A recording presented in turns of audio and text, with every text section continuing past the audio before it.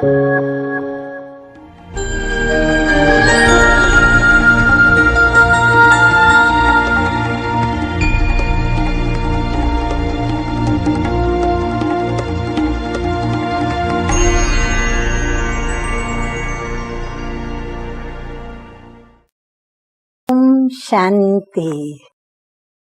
ओम शांति। आज की तारीख है 16/6/19 और आज हम फिर से सुनेंगे प्यारे प्यारे न्यारे न्यारे मीठे मीठे अव्यक्त मूर्तधारी अव्यक्त बाप दादा की ज्ञान मुरली। रिवाइज कोर्स की तारीख है 12/12/84 और आज की ज्ञान मुरली का शीर्षक है विशेष आत्माओं का फर्ज। हर मनुष्य का अपना फर्ज होता है, कर्म होता है, धर्म होता है। तो विशेष आत्माओं का फर्ज क्या है? आइए सुनते हैं मीठे मीठे प्राण प्यारे अव्यक्त मूर्त बाप दादा क्या कहते हैं बच्चों से। तो बाबा बच्चों से बोले कि आज दिलाराम बाप अपने दिल खुश बच्चों से मिलने आए हैं। सारे विश्व में सदा दिल खुश बच्चे आप ही हैं। बाबा ये कंपैरिजन में बता रहे हैं, कलयुगी दुनिया है, सभी बहुत नाखुश रहते हैं, लेकिन बाबा कहते हैं कि आप सदा दिल खुश बच्चे ही भाग्यशाली हैं। बाकी और सभी कभी न कभी किसी न किसी दिल के दर्द में दुखी है, कहीं न कहीं कोई दुख है। ऐसे दिल के दर्द को हरण करने वाले दुख हरता सुख करता बाप के स्वरूप आप बच्चे हो और सभी के दिल की दर्द की पुकार हाय हाय की आवाज निकलती है और आप दिल खुश बच्चों की दिल से वाह वाह की आवाज निकलती है। जैसे स्थूल शरीर के दर्द भिन्न भिन्न प्रकार के हैं, ऐसे आज के मनुष्य आत्माओं के दिल के दर्द भी अनेक प्रकार के हैं।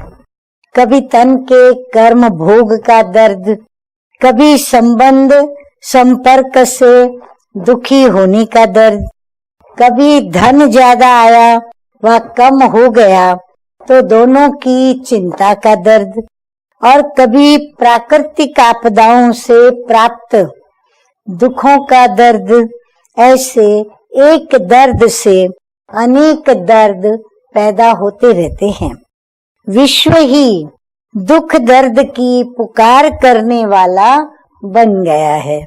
ऐसे समय पर ध्यान से सुने, ऐसे समय पर आप सुखदाई सुख स्वरूप बच्चों का फर्ज क्या है?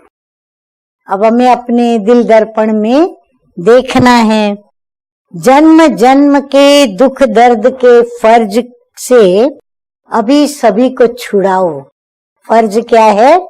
सभी को जन्म जन्म के जो दुख और दर्द है उनके पास, उनसे उनको मुक्त करो।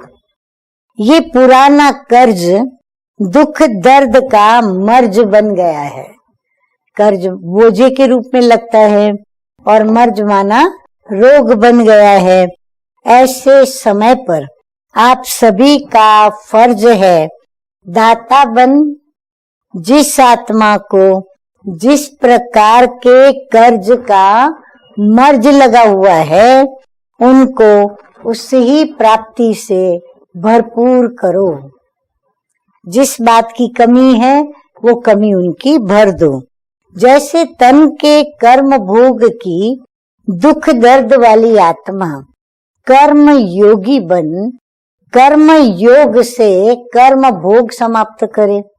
क्या करे? तो अपने कर्म योग से कर्म भोग समाप्त कर अपने को दुख से मुक्त करे। ऐसे कर्मयोगी बनने की शक्ति की प्राप्ति, ऐसी कर्म योगी बनने की शक्ति की प्राप्ति महादान के रूप में उनको दो। शक्ति का दान करो, वरदान के रूप में दो। स्वयं तो कर्जदार है, अर्थात शक्तिहीन है, खाली है। ऐसे को अपनी कर्म योग की शक्ति का हिस्सा दो। अपने अंदर जो है उसमें से भी निकाल कर अपने हिस्से से उनको दो। कुछ न कुछ अपने खाते से उनके खाते में जमा करो। तो दिल इतना विशाल बनाना पड़े देने के लिए, तब वह कर्ज से और मर्ज से मुक्त हो सकते हैं। इतना समय जो डायरेक्ट बाप के वारिस बन सर्व शक्तियों का वर्षा जो जमा किया है, उस जमा किए हुए खाते से बाबा कहते इतने वर्षों से आप कर्म योगी बन करके खूब अपने अंदर शक्तियों का, ज्ञान का, सब अनेक प्रकार के खजानों को जमा किया है। तो उस जमा किए हुए खाते से फ्रॉक दिली से दान करो, ये बड़ी दिल से उनको दान करो, तब दिल के दर्द की समाप्ति कर सकेंगे। जैसे अंतिम समय समीप आ रहा है, वैसे सर्व आत्माओं के भक्ति की शक्ति भी समाप्त हो रही है। यहाँ पुरानी दुनिया समाप्त होने पर है, तो यहाँ मनुष्य आत्माओं की जो भक्ति करके शक्ति जमा की थी, वो भी उनकी धीरे धीरे अभी समाप्त होने पर है।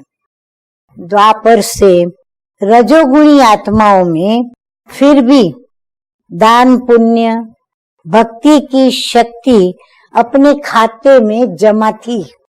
द्वापर युग की बात है, इसलिए अपने आत्मनिर्वाह के लिए कुछ न कुछ शांति के साधन उनको प्राप्त थे। दान पुण्य करते थे, प्रभु को याद करते थे, तो उनके आत्मा के निर्वाह के लिए क्या चाहिए? आत्मा को शांति चाहिए, सुख चाहिए, तो वो उनको साधन प्राप्त होते थे। अब तमोगुणी आत्माएं इस थोड़े समय के सुख के आत्मनिर्वाह के साधनों से भी खाली हो गई है। यानी खजाने जो ज्ञान का, शक्ति का, गुणों का, उनका खाली हो गया है। अर्थात भक्ति के फल को भी खाकर खाली हो गई है। जो भक्ति की प्रेम से, दिल से, उसका भी जो फल जमा हुआ था, वो भी क्या हो गया है? अभी वो भी खाली हो गया है। अब नामधारी भक्ति है, फल स्वरूप भक्ति नहीं है। फल की प्राप्ति हो ऐसी लगन वाली भक्ति नहीं है, नामधारी भक्ति है। भक्ति का वृक्ष विस्तार को तो पा चुका है। वृक्ष की रंग बेरंगी रंगत की रौनक भी जरूर है। वृक्ष के ऊपर रंग बेरंगी रंगत की रौनक भी जरूर है, लेकिन शक्तिहीन होने के कारण फल नहीं मिल सकता।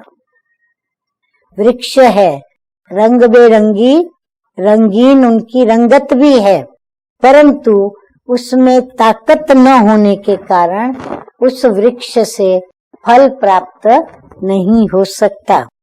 जैसे स्थूल वृक्ष जब पूरा विस्तार को पा लेता, जड़ी भूत अवस्था तक पहुंच जाता है, तो वो भी फलदायक नहीं बन सकता है, लेकिन छाया देने वाला बन जाता है।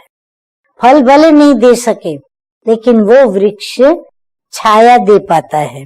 से भक्ति का वृक्ष भी दिल खुश करने की छाया जरूर दे रहा है, यानी थोड़ी भक्ति करते हैं तो उनको उसमें आराम आता है।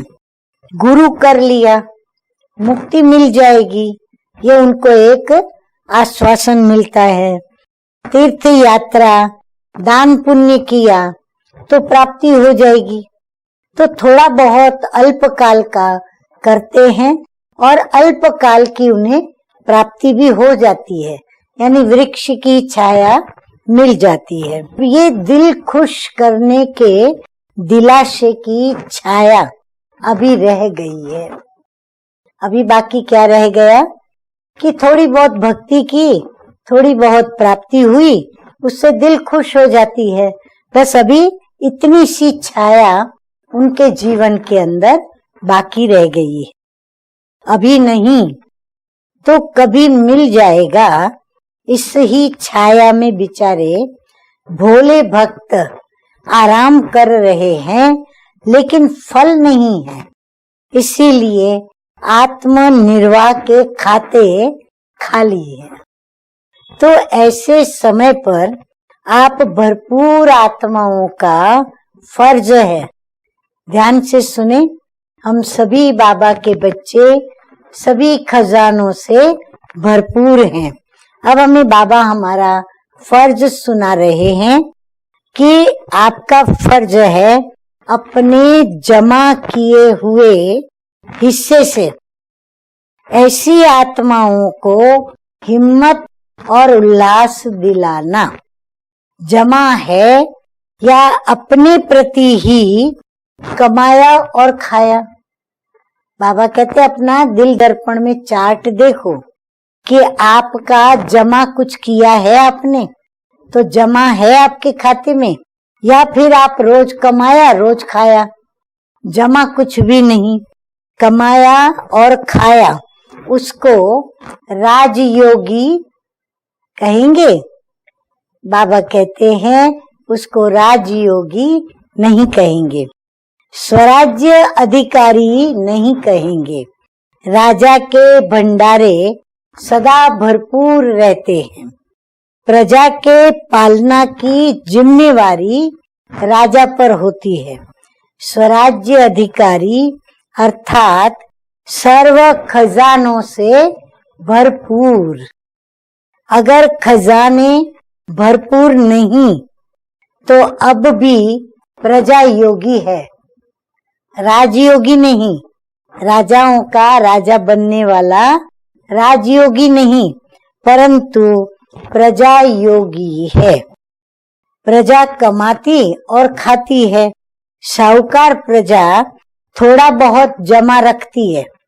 जो साहूकार प्रजा होती है वो थोड़ा बहुत बैंक बैलेंस कर लेते हैं, लेकिन राजा तो खजानों का मालिक होता है, उसके पास तो भरपूर खजाने होते हैं। तो राजयोगी अर्थात स्वराज्य अधिकारी आत्माएं किसी भी खजाने में जमा का खाता खाली हो नहीं सकता। बाबा कहते हैं आप स्वराज्य अधिकारी आत्माओं का कोई भी जमा का खाता कभी खाली हो नहीं सकता। अगर आप स्व के ऊपर राज्य करते हैं तो अपने को देखो कि कितने खजाने भरपूर हैं। दाता के बच्चे सर्व को देने की भावना है, वह अपने में ही मस्त है।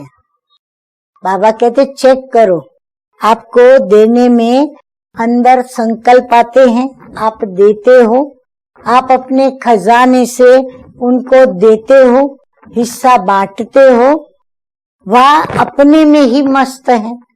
या फिर आप अपनी ही सेवा कर्म धर्म फर्ज उसमें ही व्यस्त है। स्व की पालना में ही समय बीत जाता, वह औरों की पालना के लिए समय और खजाना भरपूर है। बाबा कहते हैं सोचो कि आपके पास अपनी ही पालना में खुद लेने में आप व्यस्त हो जाते हो और समय बीत जाता है, की पालना के लिए आपके खजाने यानी अन्यों को पालना देने के लिए आपके खजाने भरपूर है। सिर्फ अपने लिए भरपूर है नहीं, औरों को भी यदि देना है तो मेरे खजाने भरपूर हैं। यहाँ संगम युग से ही रूहानी पालना के संस्कार वाले भविष्य में प्रजा के पालनहार विश्व राजन बन सकते हैं। बाबा कहते जो यहाँ पालना करते हैं वो भविष्य में भी प्रजा के पालनहार और विश्व के राजन बन सकते हैं। यानी महाराजा, फिर अनेक छोटे बड़े राजाएं होंगे तो वो राजा बन सकता है। राजा व प्रजा का स्टैंप यहाँ से ही लगता है। स्टेटस वहां मिलता है, पद वहां प्राप्त होता है, परंतु राजाई में जाएंगे या प्रजा में जाएंगे उसका स्टैंप यहाँ से ही आपको लग जाता है। अगर यहाँ की स्टैंप नहीं तो स्टेटस नहीं। अगर यहाँ स्टैंप नहीं लगाई गई तो फिर आप सतयुग में किसी भी स्टेटस को प्राप्त नहीं कर सकते। संगम युग स्टैंप ऑफिस है। बड़ा अच्छा शब्द बाबा ने आज नया दिया, संगम युग स्टैंप ऑफिस है। बाप द्वारा ब्राह्मण परिवार द्वारा स्टैंप लगती है, अपने आप स्टैंप नहीं लगा सकते। स्टैंप कौन लगाता है? बाप दादा लगाएगा या फिर ईश्वरीय परिवार जो है वो स्टैंप लगाएगा। तो अपने आप को अच्छी तरह से देखो, स्टॉक चेक करो।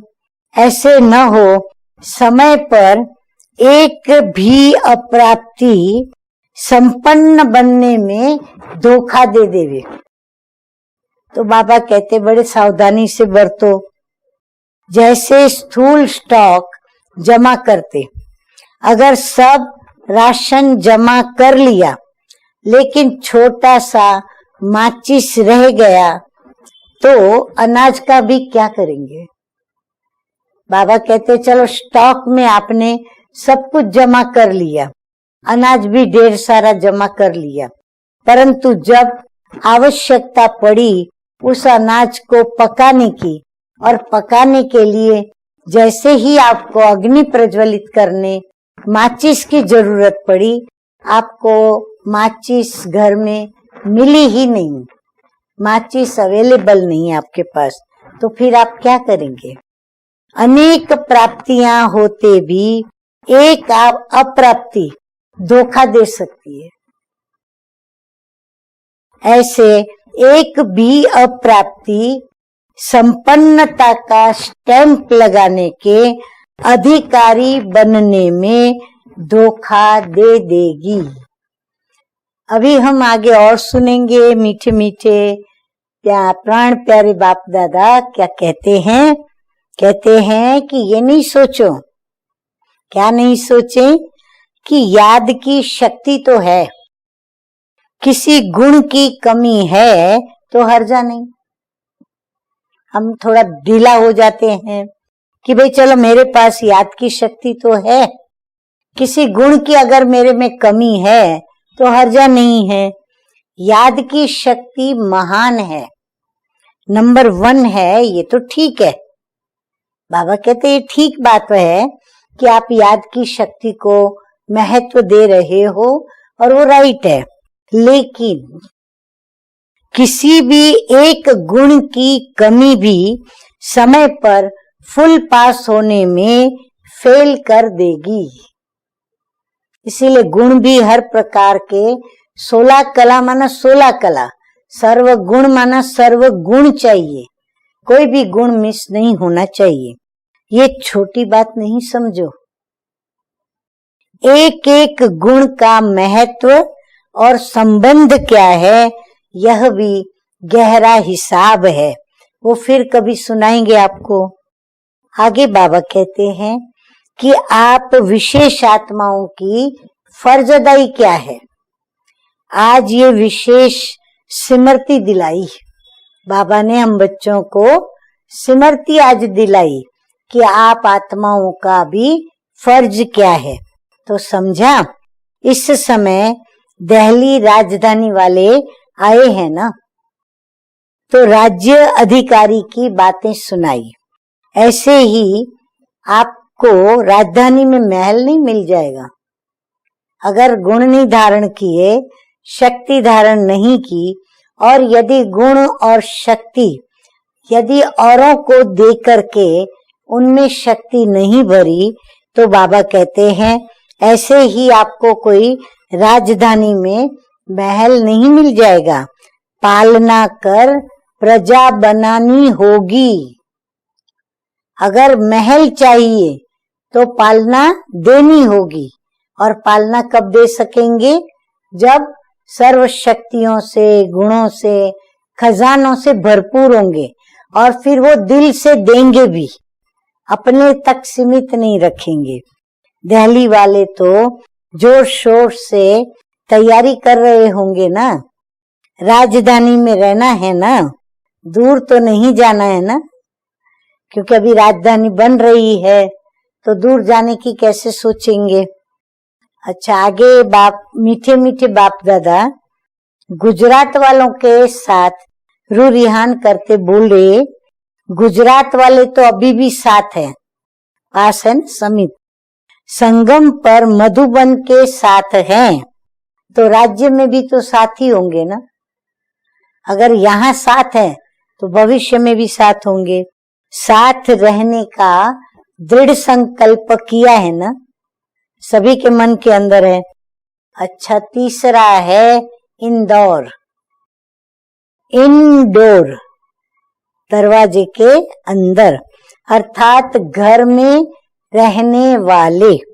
तो इंदौर जाने वाले राज्य के घर में तो रहेंगे ना, अभी भी बाप के दिल रूपी घर में रहने वाले, अभी बाबा के दिल रूपी घर में रहते हो, और फिर कल अपनी राजधानी में अपने राज्य के घर में होंगे। तो तीनों की समीपता की राशि मिलती है। सदा ऐसे ही इस भाग्य की रेखा को स्पष्ट और विस्तार को प्राप्त करते रहना। हाँ, बाबा ने उनको वरदान भी दे दिया। अब बाबा आगे फर्ज पर बताते हुए कहते हैं कि ऐसे सदा संपन्नपन की फर्ज अदाई पालना करने वाले। अब बाबा के एक एक टाइटल के अंदर हमारी कितनी महानताएं छिपी है, वो थोड़ा महसूस करना। बाबा कहते हैं ऐसे सदा संपन्नपन की फर्ज अदाई पालन करने वाले, अपने दातापन के श्रेष्ठ संस्कारों से सर्व के दर्द मिटाने वाले। संस्कार इतने पक्के जो सबके दर्द भी मिटा सके।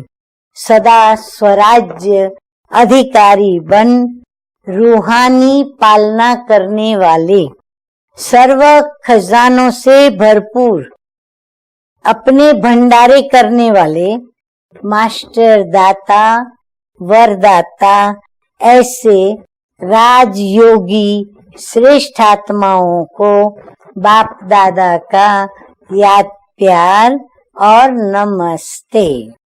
हम रूहानी बच्चों का रूहानी बाप दादा को याद प्यार, गुड मॉर्निंग और नमस्ते नमस्ते। अब आगे मीठे मीठे बाप दादा पार्टियों से अव्यक्त मुलाकात करते हुए बता रहे हैं। नंबर 1 है, सदा अपने को साक्षीपन की सीट पर स्थित आत्माएं अनुभव करते हो। उठते बैठते अपनी स्थिति को चेक करें कि हम साक्षीपन की स्थिति में रहकर धारणाओं में चल रहे हैं। ये साक्षीपन की स्थिति सबसे बढ़िया श्रेष्ठ सीट है। हाँ, कहीं फंक्शन में जाएंगे तो हम सीट ढूंढते हैं कि हमको यथा उचित स्टेज के आगे या थोड़ा इधर उधर बैठने को मिला है या नहीं।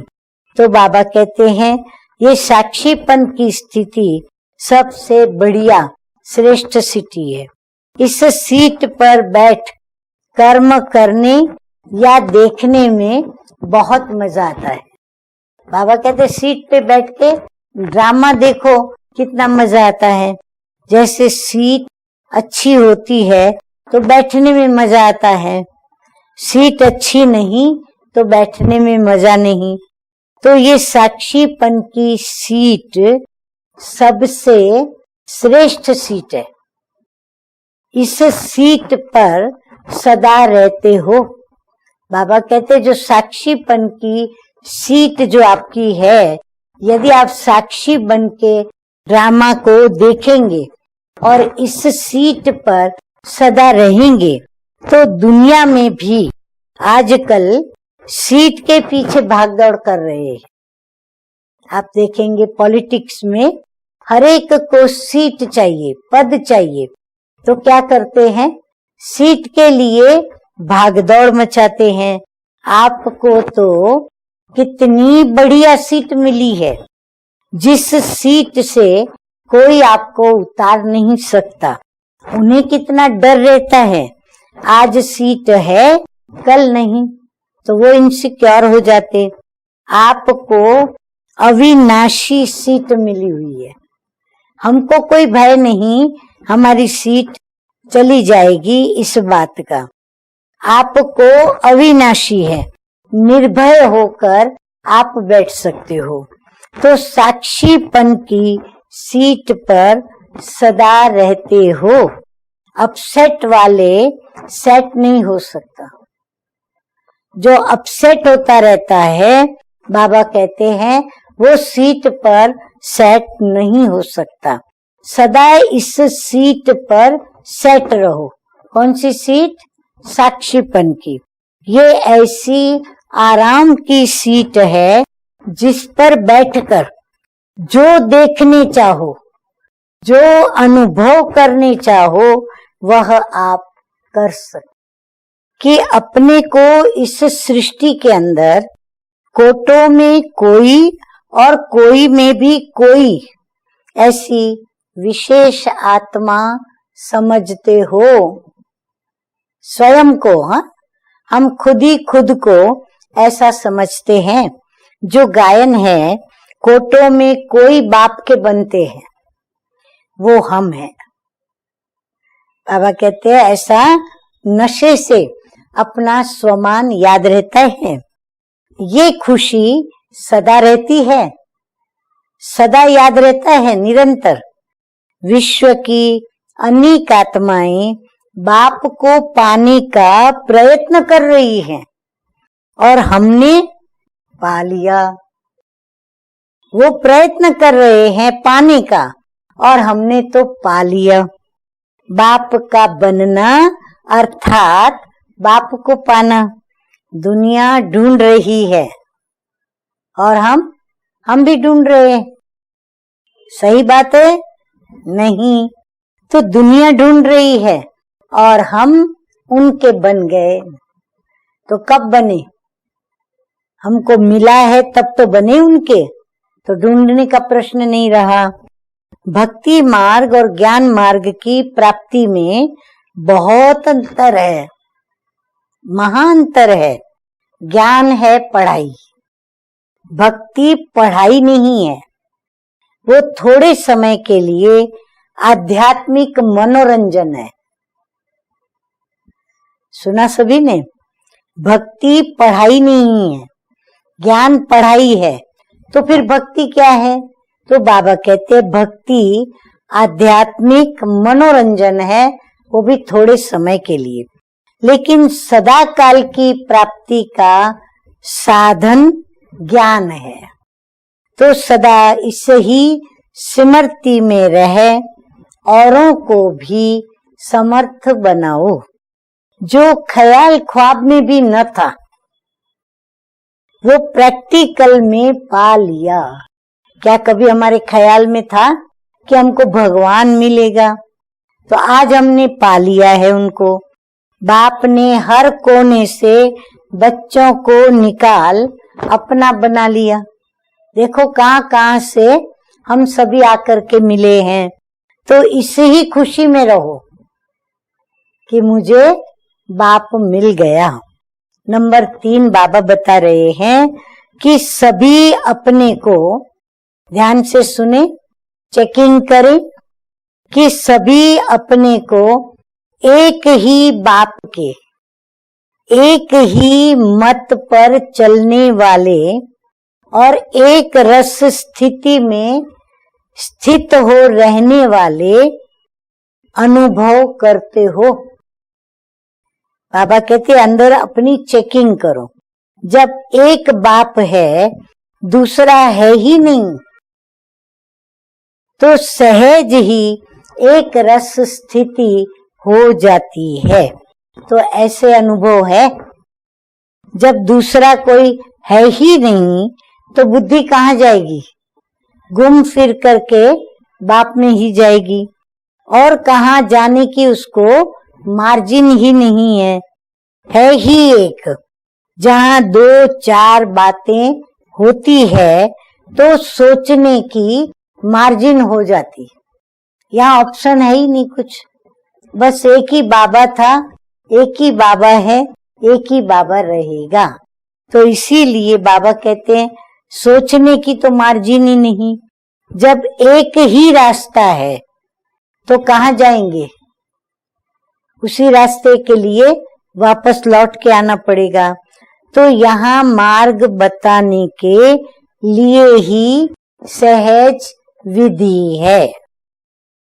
एक बाप, एक मत, एक रस और एक ही परिवार, ये हमारी विशेषता है कि ब्राह्मण परिवार एक बाप उनका, एक मत पे चलते और एक रस स्थिति बनाते और एक ही परिवार में पलते आगे बढ़ते हैं। तो एक ही बात याद रखो तो नंबर 1 हो जाएंगे। देखो बाबा ने खुली मार्जिन दे दी। जिनको भी नंबर 1 में आना है, बाबा कहते हैं एक ही बात याद रखो तो नंबर 1 हो जाएंगे। वो कौन सी एक बात? एक का हिसाब जानना है ना, बस। बाबा कहते क्या करना है? एक का ही हिसाब जानना है। बस इतना जान लिया तो बस हो गया। फिर कहाँ भी रहो, लेकिन एक की याद है तो सदा साथ है, दूर नहीं। जहाँ बाप का साथ है वहाँ क्या होगा? कल्पना करो, वहाँ माया का साथ हो नहीं सकता। बाप से किनारा करके फिर माया आती है। बाबा कहते हैं बाप से किनारा करते हैं हम, और जैसे हम बाप से किनारा कर लेते हैं तुरंत माया पकड़ लेती है, हमें अपनी जाल में फंसा लेती है। वो भी ऐसे ही नहीं आती, देखती है और फिर वो घुसती है। न किनारा हो न माया आए, एक का ही महत्व है। अधर कुमारों से मुलाकात करते हुए कहते हैं उनको सदा प्रवृत्ति में रहते, अलौकिक वृत्ति में रहते हो। कितना अच्छा प्रश्न बाबा ने पूछा। सदा प्रवृत्ति में रहते, घर गृहस्थ के व्यवहार में रहते हो, परंतु वृत्ति में क्या हो? अलौकिकता हो। तो वो रहती है। गृहस्थी जीवन से परे रहने वाले, भले गृहस्थ के बीच में हो परंतु गृहस्थ जीवन से परे रहने वाले, सदा ट्रस्टी रूप में रहने वाले।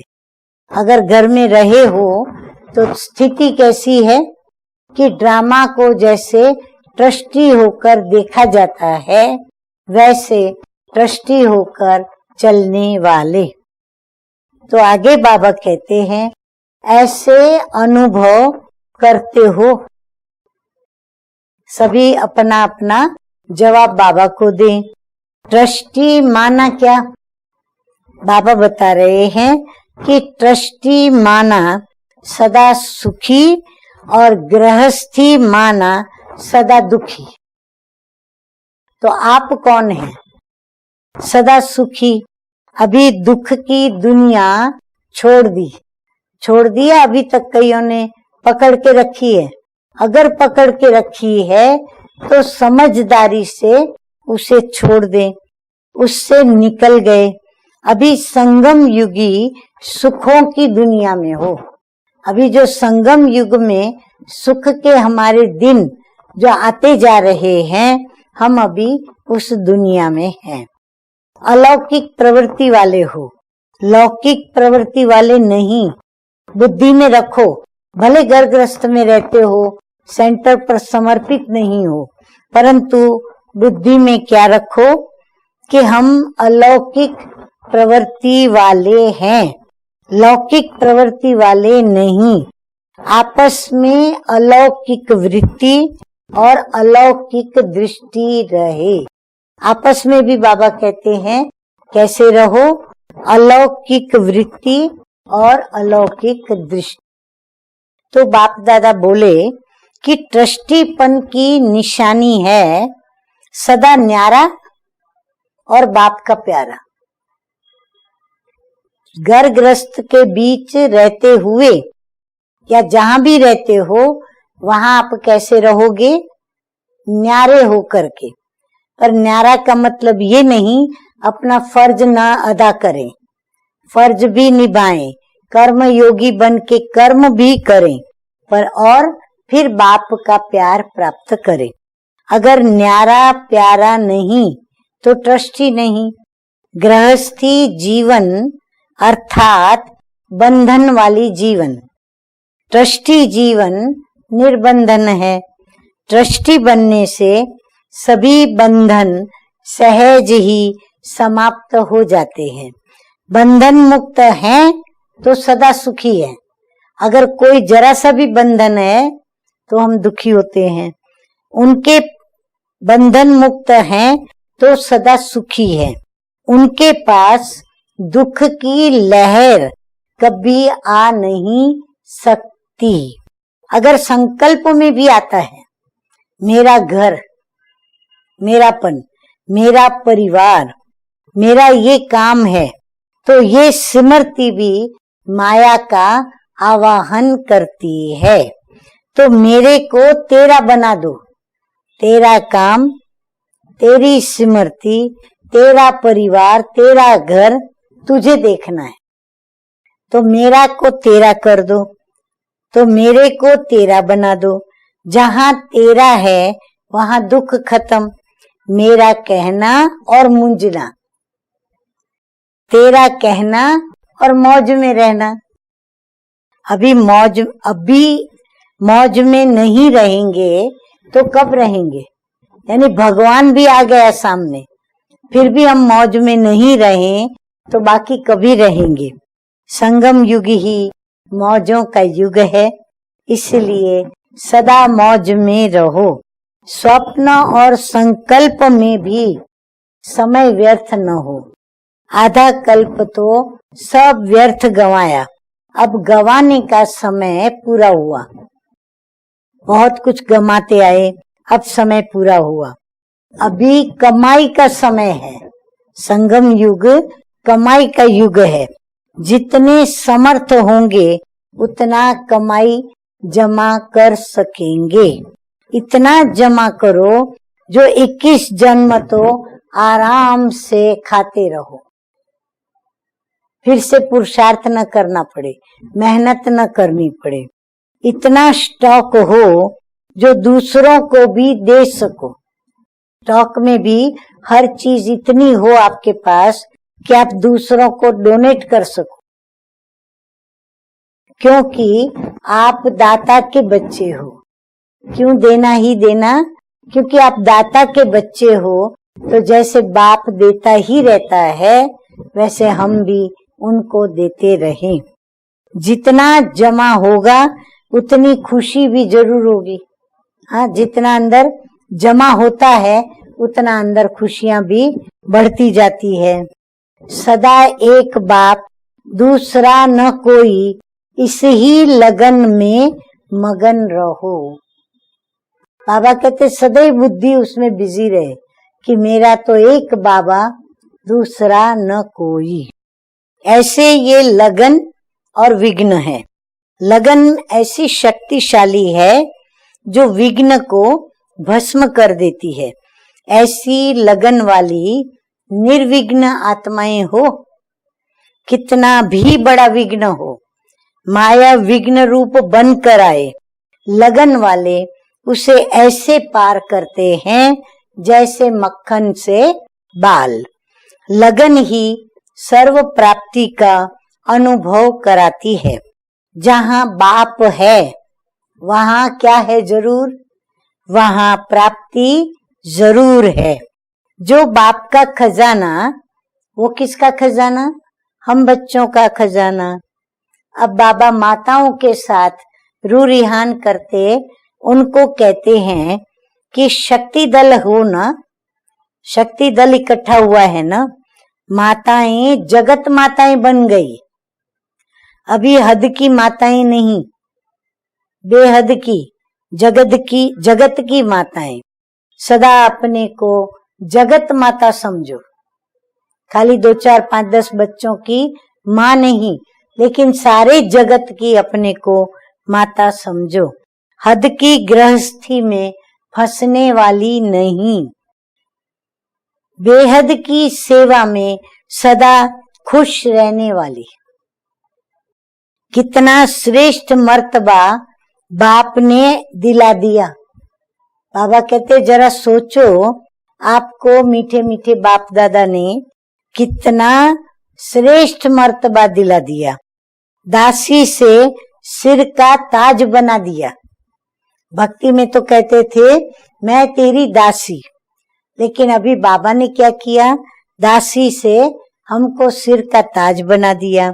वाह मेरा श्रेष्ठ भाग्य। बस यही गीत गाती रहो, बस यही काम एक बाबा ने माताओं को सौंपा है। माताओं के लिए बाबा ने सिर्फ ये एक काम दिया है, क्योंकि माताएं बहुत भटक भटक कर थक गई है। तो बाप माताओं की थकावट देख उन्हें थकावट से छुड़ाने आए हैं। 63 जन्म की थकावट एक जन्म में समाप्त कर दी। देखो बाबा कैसा हमको मिला, जो 63 जन्मों की थकावट एक सेकंड में, एक जन्म में खत्म कर दी। फिर माताएं, आप सब ऐसा समझती हो ना, नशा चढ़ता है, खुशी होती है ना। एक सेकंड में बाबा ने समाप्त कर दी थकावट। बाप के बने और थकावट खत्म। माताओं का झूलना और झुलाना अच्छा लगता है। तो बाप ने माताओं को, ध्यान से सुने माताएं, बाप ने माताओं को खुशी का, अतीन्द्रिय सुख का झूला दिया है, सर्वश्रेष्ठ झूला दिया। उसी झूले में झूलती रहो, खुश रहो। बाबा कहते बस झूले में झूलती रहो, आनंद लेती रहो। सदा सुखी, सदा सुहागिन बन गई। हाँ, किसको पति बनाया? परमेश्वर को पति बनाया। अविनाशी पति मिला तो सदा सुहागिन बन गई। अमर बाप के अमर बच्चे बन गए। बाप दादा भी बच्चों को देखकर खुश होते हैं, और हम बच्चे भी अपने बाप दादा को देखकर खुश होते हैं। अच्छा, अब हम सुनेंगे सतगुरु बाबा से वरदान। तो वरदान है, संपन्नता द्वारा सदा संतुष्टता का अनुभव करने वाले संपत्तिवान भव। बाबा कहते हैं कि स्वराज्य की संपत्ति है ज्ञान, गुण और शक्तियां। अगर स्वराज्य पाना है तो उसकी 3 संपत्तियों को हमें प्राप्त करना है। कौन सी बाबा की द्वारा दी हुई 3 संपत्ति? ज्ञान, गुण और शक्तियां। जो इन सर्व संपत्तियों से संपन्न स्वराज्य अधिकारी हैं, वे सदा संतुष्ट हैं। उनके पास अप्राप्ति का नाम निशान नहीं। हद के इच्छाओं की अविद्या, हद की इच्छाएं ऐसी भूली हुई हो जैसे उनका ज्ञान ही नहीं, इसको कहा जाता है संपत्तिवान। वो सदा दाता होंगे और ऐसे संपत्तिवान बच्चे सदा दाता होंगे, सदा देते रहेंगे, मंगता नहीं होंगे। वे अखंड सुख शांतिमय स्वराज्य के अधिकारी होते हैं। किसी भी प्रकार की परिस्थिति उनके अखंड शांति को खंडित नहीं कर सकती। कोई भी परिस्थिति आवे, बात आवे, लेकिन ये इतने महान कि कोई भी परिस्थिति उनकी अखंड शांति को खंडित नहीं कर सकती। स्लोगन है, ज्ञान के नेत्र से तीनों कालों और तीनों लोकों को जानने वाले मास्टर नॉलेजफुल हैं। अच्छा, ओम शांति।